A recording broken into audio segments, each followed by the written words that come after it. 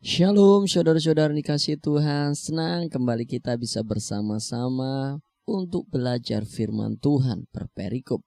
Kita akan melanjutkan pembahasan perikop kita yang selanjutnya yang tercatat di kitab Markus pasal yang pertama ayat yang ke-29 sampai ayat yang ke-34. LAI memberikan sebuah tema, Yesus menyembuhkan ibu mertua Petrus dan orang-orang lain. Mari kita baca firman Tuhan ini bersama-sama. Sekeluarnya dari rumah ibadat itu, Yesus dengan Yakobus dan Yohanes pergi ke rumah Simon dan Andreas. Ibu mertua Simon terbaring karena sakit demam. Mereka segera memberitahukan keadaannya kepada Yesus. Ia pergi ke tempat perempuan itu dan sambil memegang tangannya, ia membangunkan dia, lalu lenyaplah demamnya. Kemudian perempuan itu melayani mereka.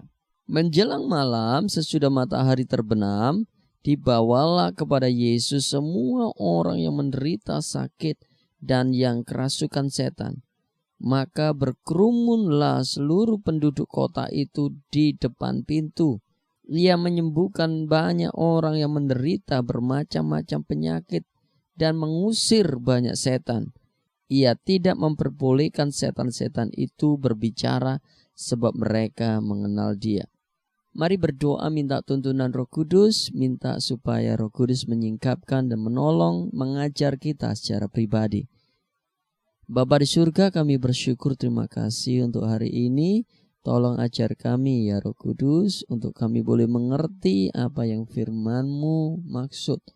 Buat firman-Mu memerdekakan setiap kami ya Tuhan. Engkau yang tahu setiap keadaan hati kami, biarkan firman-Mu menjawab semua pergumulan kami. Di dalam nama Tuhan Yesus Kristus, haleluya, amin. Bapak Ibu Saudara dikasihi Tuhan, entah apapun keadaan yang Bapak Ibu alami hari ini, jika Bapak Ibu mengalami sakit yang tidak kunjung sembuh, jika Bapak Ibu terjerat, tertekan oleh karena penyakit yang menaun, yang tidak kunjung sembuh, yang itu sangat membebani Bapak Ibu Saudara, maka firman ini tepat buat Bapak Ibu Saudara. Jika Bapak Ibu Saudara sedang bergumul untuk menang terhadap setiap sakit penyakit, maka firman ini untuk Bapak Ibu Saudara. Buat setiap kita yang merindukan kuasa, mukjizat dan kesembuhan, mari dengarkan firman Tuhan ini baik-baik. Ayat yang ke-29 menceritakan bahwa sekeluarnya Yesus dari rumah ibadat itu, bersama-sama Yakobus dan Yohanes mereka pergi ke rumah Simon dan Andreas karena ibu mertua Simon sedang terbaring sakit.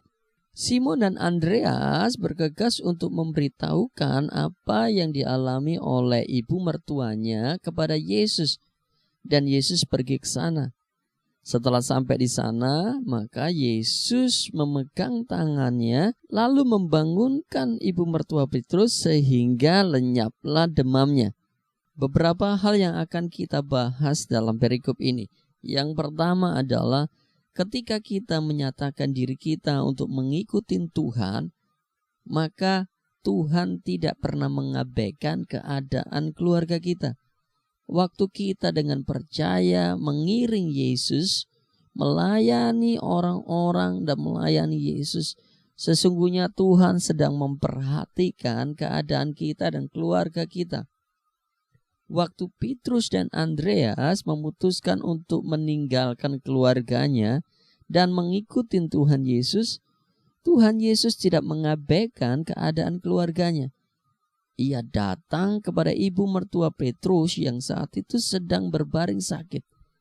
Mari teguhkan panggilan kita untuk melayani, sebab upah untuk mengikut Yesus itu pasti. Tuhan yang akan memperhatikan keadaan kita dan seluruh keluarga kita. Nuh adalah orang yang benar. Waktu Tuhan memerintahkan untuk Nuh membuat sebuah batra, itu karena Tuhan melihat hanya Nuh satu-satunya orang yang hidup benar dari angkatannya. Semuanya telah melakukan sesuatu yang jahat di mata Tuhan, namun mata Tuhan melihat sebuah kehidupan yang benar atas hidupnya Nuh. sehingga Nuh diselamatkan. Namun bukan hanya Nuh saja yang diselamatkan, tapi seluruh keluarganya ikut diselamatkan. Hari ini waktu kita memutuskan untuk mengikuti Tuhan, mengiring Tuhan, berlaku setia, hidup benar dalam panggilan itu, maka tidak hanya kehidupan kita yang Tuhan selamatkan, namun orang-orang yang kita kasihi itu menjadi prioritas utama untuk Tuhan selamatkan. Itulah kenapa Alkitab mencatat jika satu orang percaya dalam nama Yesus, maka seluruh keluarganya akan diselamatkan. Jika Bapak Ibu Saudara hari ini menanti-nantikan pertobatan keluarga, suami, istri, anak-anak, saudara-saudara, maka percayalah janjinya akan digenapi atas hidup kita. Jadi teruslah mengiring Tuhan dengan teguh dan tidak bimbang, sebab Tuhan memperhatikan kita dan orang-orang yang kita kasihi. Sekarang kita akan perhatikan apa yang dilakukan Yesus kepada setiap orang-orang keluarga yang kita kasihi.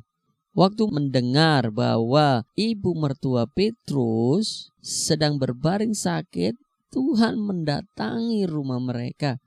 Dan Alkitab mencatat, ia memegang tangannya dan membangunkan dia, lalu lenyaplah penyakit itu. Dari ayat ini kita bisa dapatkan apa yang perlu kita lakukan untuk bisa melihat kuasa mukjizat itu. Yang pertama, yang perlu kita lakukan supaya kita bisa melihat kuasa mukjizat itu adalah bangkitkan semangat itu. Yesus memegang tangannya sebagai sebuah isyarat bahwa ia tidak sendiri. Yesus membangunkan dia, ia tidak membiarkan imannya goyah, ia tidak membiarkan semangatnya patah. Ada seorang yang begitu peduli dengan hidupnya manakala ia sedang tergeletak dan terbaring. Mungkin waktu itu ibu mertua Petrus tidak punya pengharapan untuk beroleh kesembuhan.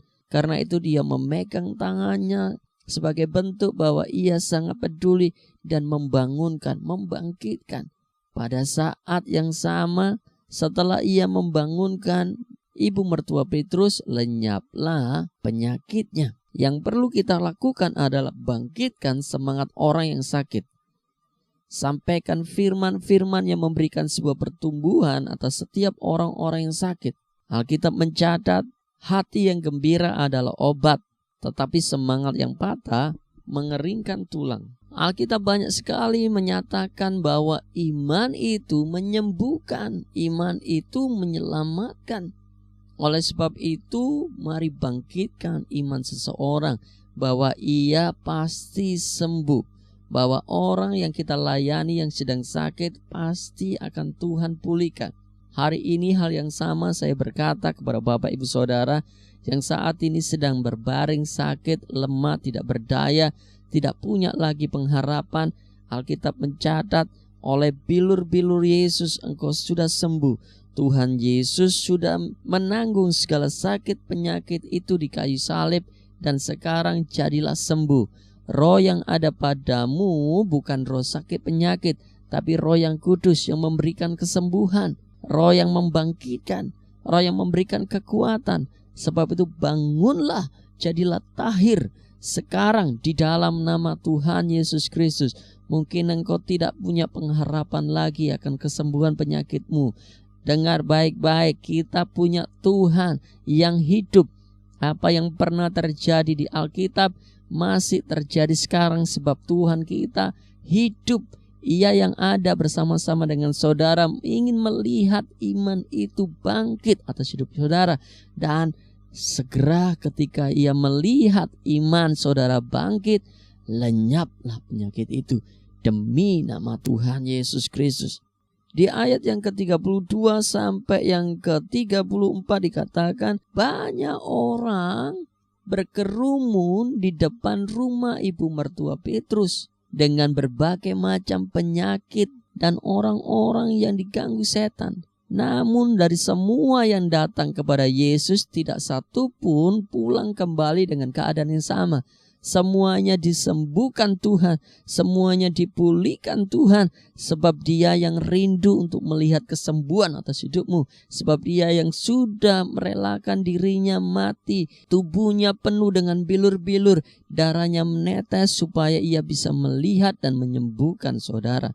Hari ini percayalah, tidak ada satupun penyakit yang tidak bisa Tuhan sembuhkan. Bahkan dari apa kata medis sekalipun, jika Bapak Ibu Saudara percaya dengan iman Yesus kita hidup, maka sekarang kesembuhan itu mengalir atas hidup saudara di dalam nama Tuhan Yesus Kristus. Berkat selanjutnya yang kita bisa dapatkan adalah layanilah Tuhan karena rasa syukur, bukan karena dorongan kedagingan. Ibu mertua Petrus mengalami yang namanya kehidupan kembali dari sakit penyakitnya yang tidak punya pengharapan. Jangan menganggap bahwa sakit demam itu adalah sakit biasa. Pada waktu itu sakit demam itu bisa berakibat kepada kematian. Karena itu ketika ibu mertua Petrus menyadari bahwa dirinya beroleh kehidupan kembali, sebagai rasa syukurnya Alkitab mencatat, maka wanita itu melayani Yesus. Jadi kalau Bapak Ibu Saudara hari ini mengambil sebuah keputusan untuk melayani Tuhan, pastikan itu didorong karena rasa syukur kita kepada Tuhan. Karena Tuhan sudah menyelamatkan saudara, karena Tuhan sudah menyembuhkan saudara, karena Tuhan sudah sangat mengasihi saudara, karena Tuhan sangat peduli dengan hidup saudara, karena Tuhan selalu melakukan sesuatu yang baik, yang hebat atas saudara, karena Tuhan sudah menjadikan setiap kita bejana yang mulia untuk Tuhan, karena kita menyadari bahwa Tuhan yang panggil kita, bukan kita yang memilih Tuhan, tapi karena Tuhan yang sudah memilih kita, memperlengkapi kita untuk melayani Tuhan. Karena itu bersyukurlah atas dorongan bersyukur dan rasa cinta kita kepada Tuhan. Layanilah Tuhan dengan segenap hati. Tidak hanya sakit penyakit, Alkitab mencatat setan-setan itu pun tunduk. Bukankah kemarin kita sudah belajar bahwa iblis ada di bawah otoritas Tuhan. Apapun yang Tuhan katakan, iblis akan menurutinya. Ada beberapa penyakit yang iblis bawa. Tuhan tidak pernah menaruh penyakit atas hidup kita, tapi Tuhan menyembuhkan. Namun iblis seringkali menaruh benih sakit penyakit, benih kebencian hati, benih luka hati yang membawa kita mengalami sakit psikis dan akibatnya fisik kita menjadi sakit. Dan itu semua bisa disembuhkan. Karena ada Tuhan yang hidup, yang akan siap untuk membebaskan saudara. Sekarang percayai Tuhan, bangkitkan iman itu untuk beroleh kesembuhan dan kelepasan dari setiap ikatan, baik sakit penyakit maupun kuasa si jahat. Ayat yang ke-34 dikatakan, Ia tidak memperbolehkan setan-setan itu berbicara sebab mereka mengenal Dia.